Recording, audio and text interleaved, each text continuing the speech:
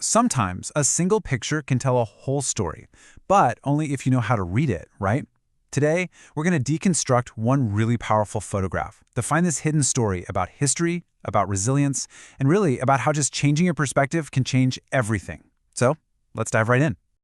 All right, so first up, we're going to challenge our own first impressions. The whole idea here starts with a super direct question. It's really designed to make us stop and just think about what we see on the surface. So I'm asking you, really think about that. What's your gut reaction? Your very first glance? Would you call it an eyesore? Be honest, what's the first word that pops into your head? Okay, take a good look. This is the tree we're talking about. See how its branches are all gnarled and twisted? It's definitely not what you'd call symmetrical or, lush. It just looks old.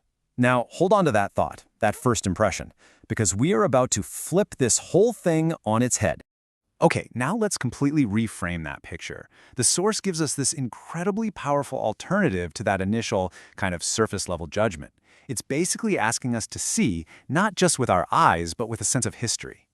And boom, there it is, a direct challenge to that word eyesore. It's not ugly, it's an heirloom. Think about that. Something precious, passed down through generations, just packed with value and meaning.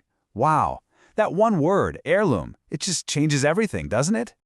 So here's how that whole shift in perspective breaks down.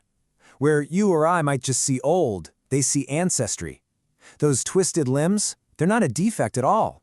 They are a sign of resilience.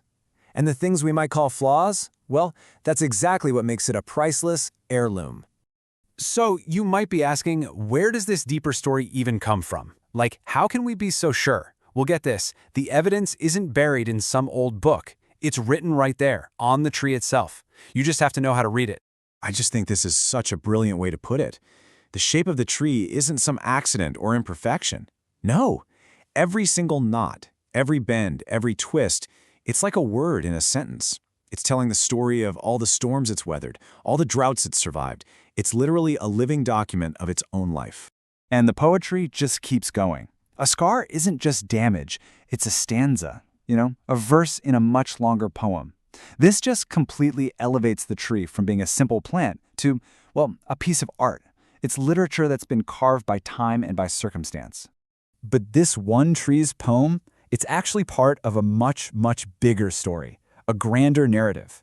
We're about to find out how it's basically a single character in this huge, sweeping historical epic. And yep, that epic has a name. It's called the Epic of Filipino Aromatico. And it sounds grand because, it is. This isn't just about one tree anymore. This is about the legacy of the first chocolate ever known. So here's the key thing to get.